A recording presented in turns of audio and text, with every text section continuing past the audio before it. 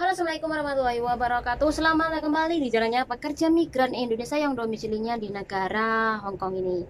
Kawan-kawan semuanya, kita akan membahas kejadian kemarin minggu. Ada mbak-mbak asal Indonesia yang dimana ini mendapat perlakuan yang kurang baik atau pelanggaran asusila yang dilakukan orang lokal terhadap mbak-mbak asal Indonesia. Nah, dari kejadian ini, selain kita membahas kasusnya, pelajaran, dan bagaimana sih kalau ada orang yang mengalami hal yang sama, nah dia harus bagaimana sih, kita harus bagaimana sih biar orang yang melakukan atau pelanggaran asusila tersebut ini bisa ditangkap dan memiliki efek jera. Jadi lain kali tidak melakukan ke orang lainnya lagi, dan ini bakal ada semacam peringatan dan juga pembekuan dari patadong dia, jadi atau octopus dia ketika masuk MTR ya. Oke, kawan-kawan semuanya, kita bicara yang nomor pertama ya, yaitu kejadiannya hari Minggu, tepatnya adalah di kereta Jungsawan sana, yang dimana Mbak Indonesia ini umur 22 tahun. Ya biasalah, mungkin karena desak-desakan jadi dimanfaatkan sama orang lokal yang umurnya 52 tahun ini melakukan hal yang tidak asusila terhadap mbaknya ya. Dan biasanya ini kejadiannya ada yang dipegang-pegang atau diraba-raba, ada juga yang otongnya itu diusuk-usukan ke badan si korban ya. Itu juga ada. Nah, pelakunya ini adalah umur 52 tahun dan akhirnya ditangkap selepas mbaknya itu di dalam kereta sama si laki itu langsung menelepon petugas. Ketika turun ditangkaplah si pelakunya. Ini yang pertama. Kemudian yang kedua kejadiannya ada di Laking.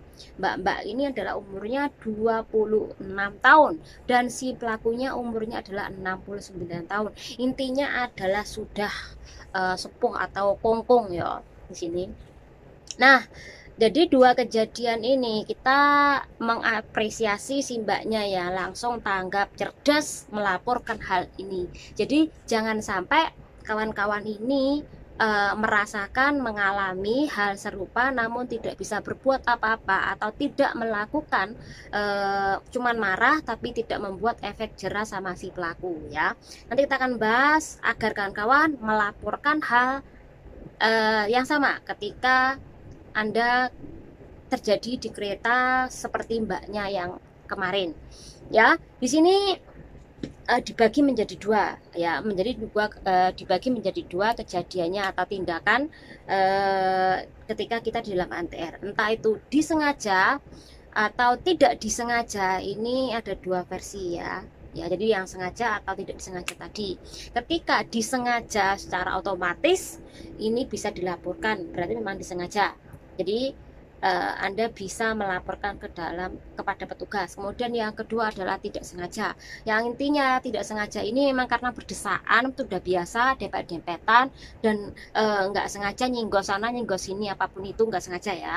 Namun kalau yang namanya sengaja, memang sengaja nyenggol pertama, tambahin lagi nyenggol kedua, tambahin lagi nyenggol ketiga dan keempat dan kelima, mepet terus sampai turun. Nah seperti itu berarti itu adalah hal yang disengaja. Anda bisa melaporkan. Nah, bagaimana sih cara melaporkan? Sesuai dengan cerita yang tadi, mbaknya langsung menelpon. Mungkin mbak-mbak kurang paham nelponnya di mana sih. Mbak-mbak bisa menelepon polisi 999 ya, ataupun hotline di MTR itu sendiri ya, atau kereta itu, yaitu di 2881 888. Tapi banyak banget loh di dalam kereta. Setiap pintunya itu ada nomor telepon untuk Anda minta bantuan apa aja ya, termasuk mungkin ada di situ kena pelanggaran asusila terhadap Anda, kemudian Anda berantem sama orang, intinya adalah aku mau duduk di sini, aku mau duduk di sini. Jadi ada juga yang berantem kan karena rebutan tempat duduk. Ini juga bisa dilaporkan juga ya, apalagi kalau sampai menimbulkan luka-luka. Nah, mbak-mbak kalau sudah tahu dan mengantongi nomor telepon, berarti mbak-mbak harus memiliki bukti ya. Bukti ini mbak-mbak harus menceritakan kepada petugas. Mbak-mbak jangan dekatnya, jadi agak melipir ke sana ya, kemudian melaporkan ke petugas. Oh, orang ini yang berbaju ini, ukurannya ini, tingginya ini, di pintu mana. Jadi di atas itu kan ada pintu-pintu ya, ada pintu 1, 1, 1, 2. Itu sampean harus ingat di mana-mana ya. Jadi itu adalah menjadi acuan. Jadi nanti petugas sudah menunggu orang tersebut itu ketika dia mau keluar MTR ya, jadi sudah dijaga. Nah, jadi mbak-mbak harus tahu nomor pintu berapa orang tersebut berdiri, kemudian bajunya pakai apa, yang pelakunya siapa, dan yang pasti tingginya itu berapa, itu harus diceritakan juga. Jadi petugas biar siap-siap dan langsung menangkap ya.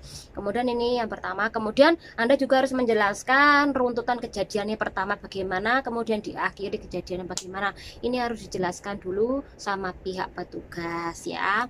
Kalau nggak bisa bahasa memang agak sulit ya. Tapi sekali lagi pentingnya bahasa. Jadi kalau ada apa-apa Mbak bisa menceritakan. Nah, kawan-kawan semuanya udah tahu dan paham kalau mengalami kejadian yang sama lapor kemana, kemudian bukti-buktinya harus ada, itu penting banget. Oke, jadi nanti kalau sudah Anda melaporkan, nanti petugas akan menunggunya, dan ketika dia melarikan diri, patadong itu tidak berfungsi ya, itu tidak bisa digunakan untuk keluar ketika orang tersebut ini mau keluar ya, karena sudah ada tigerinya. Memang ada stasiun namanya adalah control room, dimana ini bisa mengontrol, bisa melihat orang di dalam kereta. Jadi di dalam kereta pun juga ada CCTV-nya, walaupun kita tanpa menyadari itu pasti ada. Apakah setiap pintu, sekali lagi saya tidak tahu apakah setiap pintu ada CCTV, tapi dipastikan bahwa di dalam kereta ini juga ada CCTV. Jadi kalau mbak-mbak mau ini itu juga harus hati-hati, karena sekali lagi tidak hanya orang melihat, tapi di dalam kereta juga ada CCTV-nya.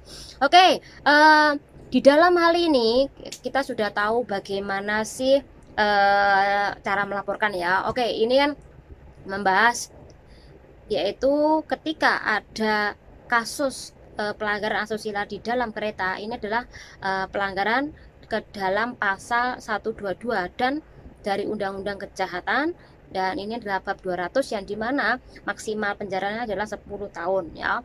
Dan disitu dijelaskan di pasal 3 atau ayat 3 yang dimana seseorang yang tidak senonoh menyerang orang lain ini dinyatakan bersalah, dan pelanggarannya sekali lagi dia bakal dipenjara selama 10 tahun.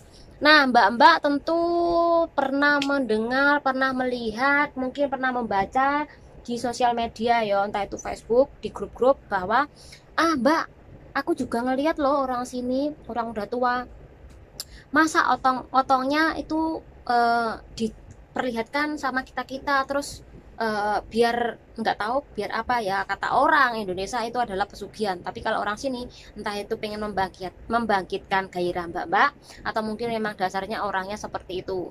Nah, hal itu juga bisa dilaporkan ke polisi.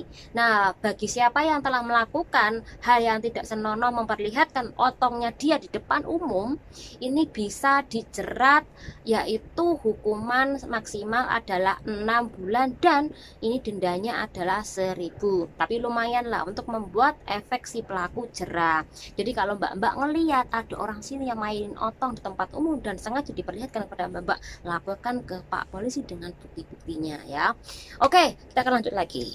Oke, mbak-mbak tentu sudah melihat di dalam kereta, kemudian di luar kereta, kemudian mau ke lift, exit, itu semuanya ada pemberitahuan ya, kayak foto ini, yang dimana kalau terjadinya sebuah tindakan asusila atau pelanggaran asusila terhadap orang atau perempuan, yang dimana ada seorang laki-laki yang sengaja memfoto bagian dalam rok, ini juga masuk pelanggaran. Jelas-jelas ini adalah kita membaca di sebuah undang-undang di bawah ordonansi ketertiban umum, yaitu bab 245 pasal 17B. Jika seseorang itu mengambil foto orang lain tanpa persetujuan, atau mungkin dia sengaja mengambil foto orang tersebut, ini dikenai tuduhan perilaku yang tidak tertib, dan sekali lagi bisa dikenakan penjara dan juga denda.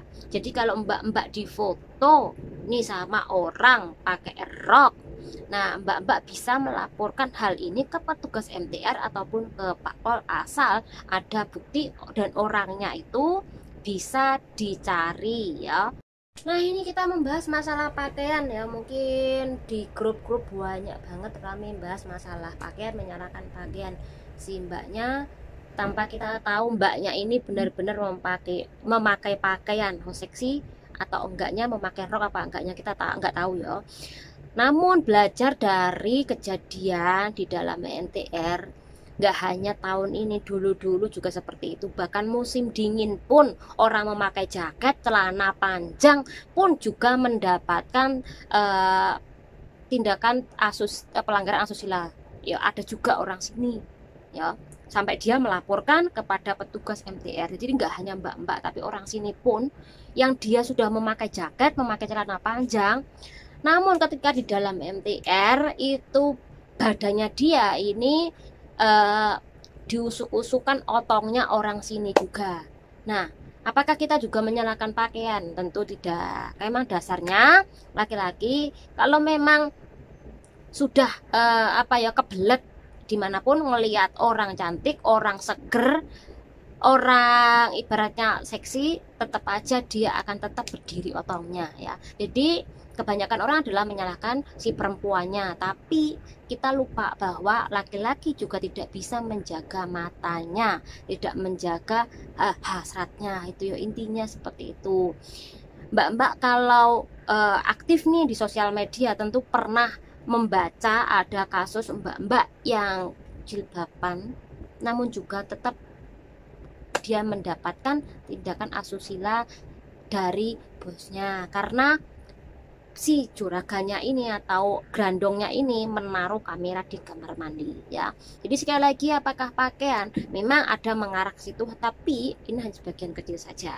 Memang dasarnya laki-laki tidak bisa mengontrol kontrolnya itu loh ya. Oke, itu aja informasinya, semoga bermanfaat buat kawan-kawan semuanya. Channel Indodiri. Wassalamualaikum warahmatullahi wabarakatuh.